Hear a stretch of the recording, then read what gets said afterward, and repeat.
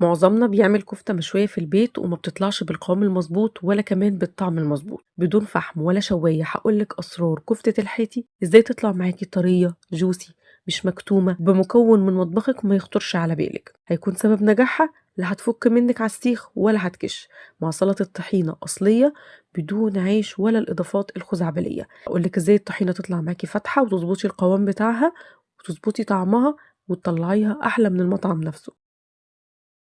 لايك وشير للفيديو، يلا بينا نبدأ في المقادير والطريقة على طول. أول حاجة أنا عندي كمية من الخضار، عندي بصلاية كبيرة ونص حبة فلفل أحمر ونص حبة فلفل أخضر وكمان فصين من الثوم. هفرم الخضار في الكبة، ممكن نبشر الخضار ده مفيش أي مشكلة، المهم أنا عايزة الخضار يكون مفروم ناعم وأبدأ إن أنا بعد كده أصفيه. أنا محتاجة المية دي ومحتاجة كمان الكفتة بتاعتي ما يكونش فيها سوائل ياما علشان ما تفكش من على السيخ ده لو أنا حشوي على الفحم. وهقول لكم على طريقه شوي جميله قوي انا بعملها كانك شوي على الفحم كده بالظبط من غير بقى دخان ولا كعبه. تمام، انا كده صفيت الخضار ومعايا الميه اللي طلعت من الخضار بتبقى لونها احمر بسبب الفلفل. وتعالوا يلا نعجن الكفته ونشوف مكوناتها ايه. عندي هنا البصل والفلفل اللي صفيناه، معلقه صغيره من الملح، معلقه صغيره من الفلفل الاسود، معلقه صغيره من البابريكا المدخنه او البابريكا الحلوه، وربع معلقه جنزبيل وربع معلقه قرفه، وكمان باضيف معلقتين صغيرين من أي بهارات اللي هي الجاهزة بتاعة كفتة الحاتي، بيبقى عليها إضافات برضو بتساعد على تماسك الكفتة قوي وهشاشتها، فبستعمل منها على نص كيلو اللحمة معلقتين صغيرين من البهارات دي. هقلب الخضار مع البهارات بالشكل ده، البهارات والملح والفلفل وكل الحاجات الحلوة اللي احنا حطيناها، وبعد كده هضيف بقدونس مفروم حوالي ربع كوباية حزمة يعني، وبعد كده هيكون عندي 60 جرام من الدهنة المبشورة. كفتة الحاتي أو الكفتة المشوية، الكفتة بصفة عامة محتاجة نسبة دهون، فلو اللحمة عندك حمرا لازم تضيفي نسبة من الدهون. أنا ضفت طبعا حوالي 50 أو 60 جرام من الدهنة المبشورة. هنا حطيت حوالي ربع معلقة من الحبهان على لورا، المفروض كنت حطيتهم مع البهارات بس نسيت، اللي مش عايز يضيف الحبهان مع اللورا ما يضيفش، يعني دي خطوة اختيارية. وهنا بقى سر الكفتة الطرية الجوسي اللي عمرها ما هتنشف منك خالص.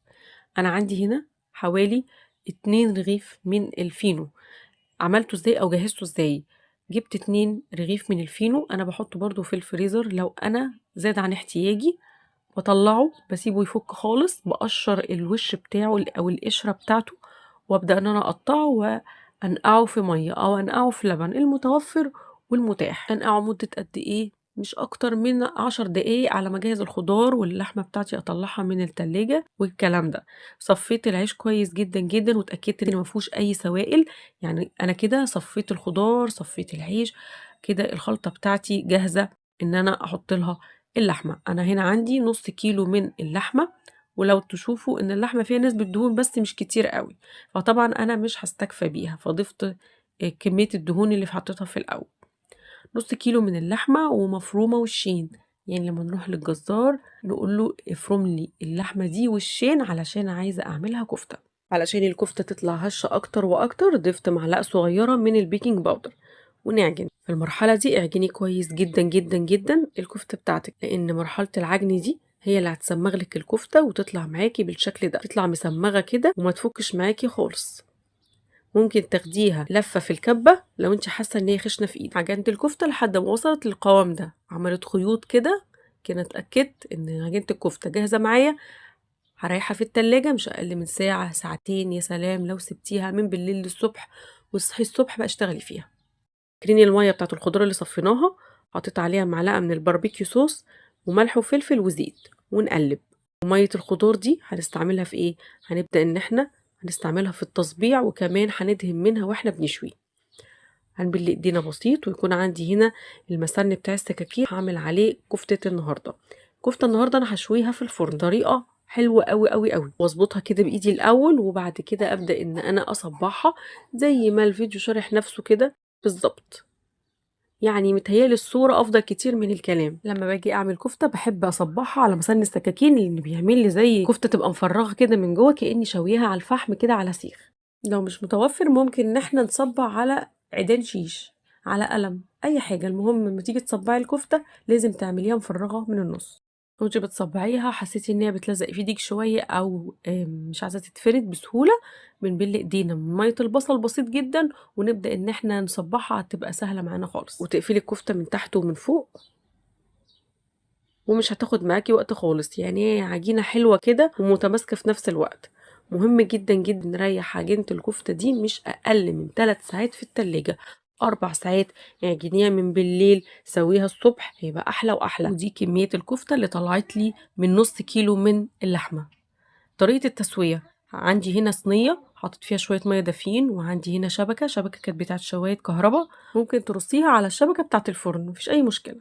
بادهن الشبكة بزيت بسيط أوي، بارص الكفتة، وباشغّل الفرن بتاعي على أعلى درجة حرارة، وأحط الشبكة في أعلى رف اللي هي قريب من الشواية، وقبل ما تدخل الكفتة الفرن مباشرةً بادهنها بمَيّة البصل بالشكل ده، وهادهنها مرة كمان في نُص التسوية، وهتشوفوا معايا هادخّلها الفرن واسيبها بقى تتشوي براحتها لحد ما تاخد لون حلو جدًا من فوق. والكفتة في الفرن هنجهّز الطحينة. عندي هنا حوالي نُص كوباية من الطحينة، وابدأ إن أنا أخفّها. في ناس بتحط مَيّة دافية أو مَيّة سخنة، لكن أنا طريقتي باحط مَيّة عادية خالص من الحنفية. بابدأ إن أنا أضيف مَيّة حبّة بحبّة، لإن أنا لو ضِفت مرّة واحدة الطحينة ما بتربطش، الطحينة بتسيب خالص، بتسيح. فبنضيف مَيّة شوية بشوية لحد ما أوصل للقوام اللي أنا عايزاه. بعد كده هاضيف البهارات، نُص معلقة ملح، نُص معلقة كمون، ورشة بسيطة خالص من الشطة، ولو حابين تضيفوا فص من التوم ضيفوا، بس الطعم بيبقى قوي وهنا مش بنفضّلها أوي، فاللي بيحب طعم التوم مع سلطة الطحينة يضيف. بعد كده بانزل بمعلقة كبيرة من الخل، ومعلقة كبيرة من عصير الليمون، ونقلّب.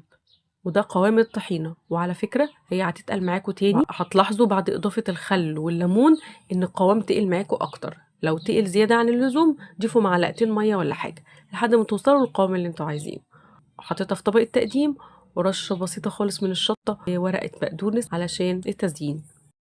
في نص التسوية طلعت أخدت اللون الحلو ده، هابدأ إن أنا أدهنها تاني من مَيّة البصل، وبعد كده أقلبها. يعني أنا باطلّعها مرّة واحدة، أدهنها بمَيّة البصل وأقلبها، وأدهنها من مَيّة البصل تاني وأدخّلها الفرن 10 دقايق كمان. بيبقى مدة التسوية الكاملة حوالي تِلت ساعة، من تِلت ساعة لنُص ساعة، وبتكون مستوية وما باشغّلهاش الشواية ولا أي حاجة. الخطوة اللي جاية اختيارية، أنا هنا ولّعت لها فحماية على قشرة بصل، وابتديت إن أنا أحط الفحم نقطة صغيرة خالص من الزيت أو من السمنة وباغطّيها.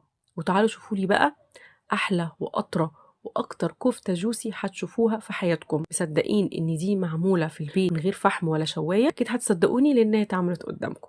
بصوا الكفتة طرية ازاي، واخدة العلامات بتاعة الشوي بسبب الشبكة.